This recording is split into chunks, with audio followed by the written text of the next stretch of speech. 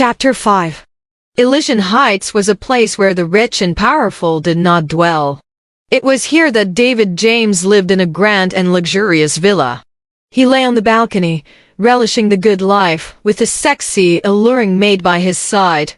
Her slender thighs clad in black stockings and a miniskirt.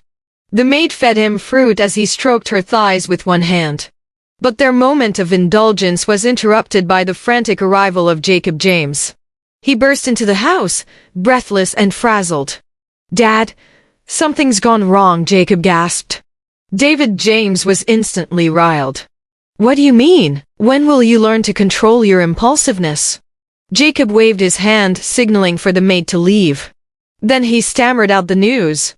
"Dad, the contract fell through." David jumped up from his chair, his face darkening. "What's going on? Explain it honestly. How could the benefit issues arise when I was in contact with the Mafia group?"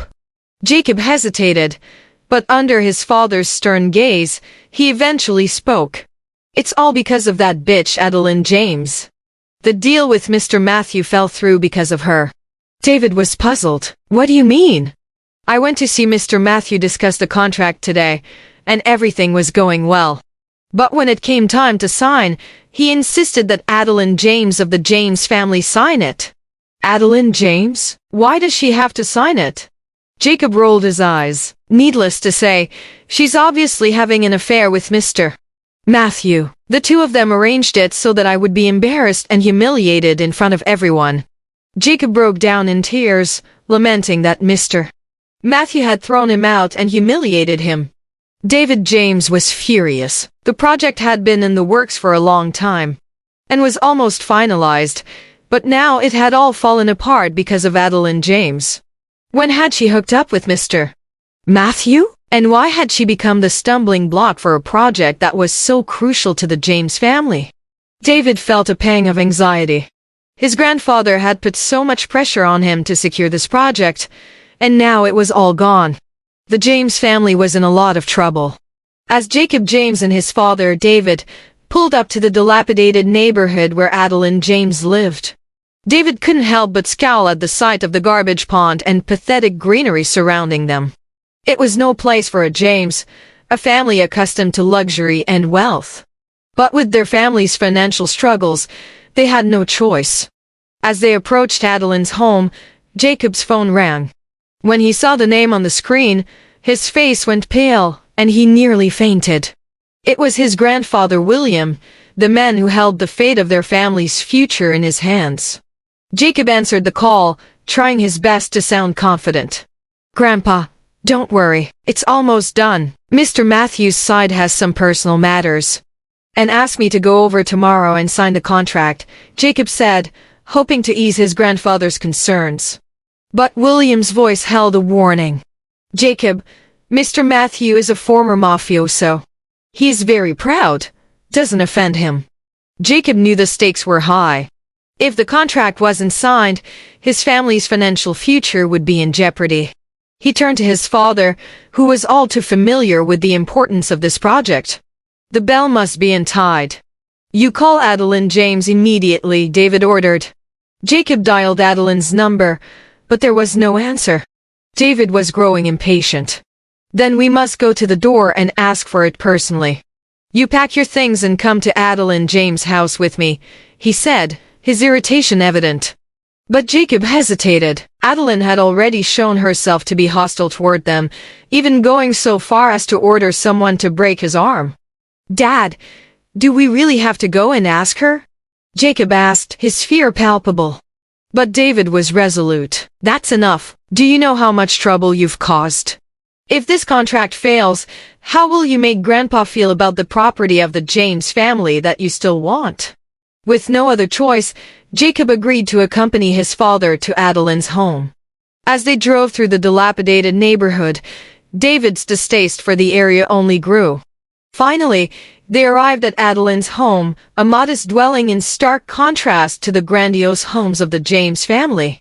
But with so much on the line, they couldn't afford to be deterred by appearances. David James stood at the door and knocked, a sly grin spreading across his face. "Who is it? Come on. Don't knock. Susan James's voice called out from inside the house as she opened the door. But her smile quickly faded when she saw David and his son standing on the porch. Huh? David James, what are you doing in our house? Susan demanded. David let out a laugh. Sister-in-law, you misunderstood. Today I am here specifically to see my niece. Susan looked unconvinced, but David pushed past her and shouted out to Adeline, who was lying on her bed inside. Adeline, the second uncle, came all the way here specifically to see you. Don't even come out to see me once? Adeline's face twisted in anger. He had come so soon? He couldn't wait to kick them out of the house. Remy Stone, who was with Adeline, grabbed her hand and said, Come on, let's go out. I want to see what they can do. David's smile only grew wider as Adeline begrudgingly emerged from her room. Adeline, what's wrong? Still angry? David asked. Adeline glared at him but didn't say anything. Adeline, this whole repossession is a joke Jacob played on you. How could your cousin kick your family out? David explained. Jacob James, why don't you apologize to your cousin? Susan demanded, turning to Jacob. Jacob nodded his head quickly. Sorry, cousin. I was just joking with you. Don't take it seriously. Adeline froze, not sure what Jacob was playing at. But David continued, Adeline, there is a matter in the company that needs you to deal with. When you do this matter, you are bringing merit to the James family, and the old grandfather will reward your family with a big house. David's smile was as false as it was disdainful. He knew that when the contract was completed, he would kick them out without a second thought. Adeline was trembling with anger. She had been thrown out of the family one minute, and the next, they remembered her when they encountered difficulties. What did they think she was? A commodity? A tool? Susan, who was standing by, understood what was going on. She roared in annoyance. Good for you, David James. Your brother brought you up well when he was young. I didn't expect your heart to be so cruel.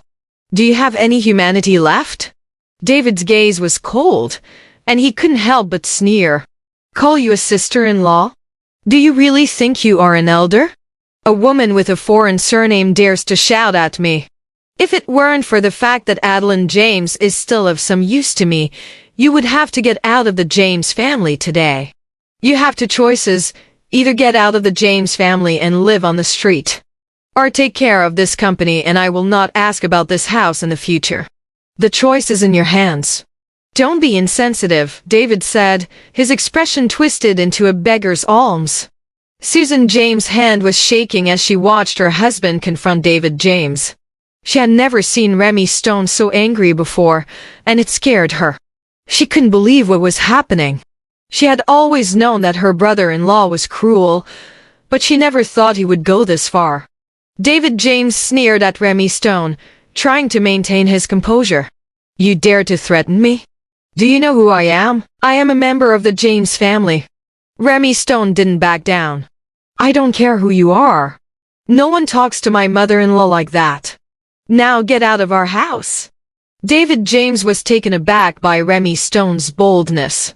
He had never been confronted like this before. He considered himself to be superior to Remy Stone, but now he was being humiliated in front of his own nephew. He quickly gathered his things and stormed out of the house. As he left, he couldn't help but feel embarrassed and angry. He had never been treated like this before. The James family had always been respected and feared even by everyone in their small town. But now, because of Remy Stone's actions, they had been made to look weak. Susan James couldn't help but feel relieved as she watched David James leave.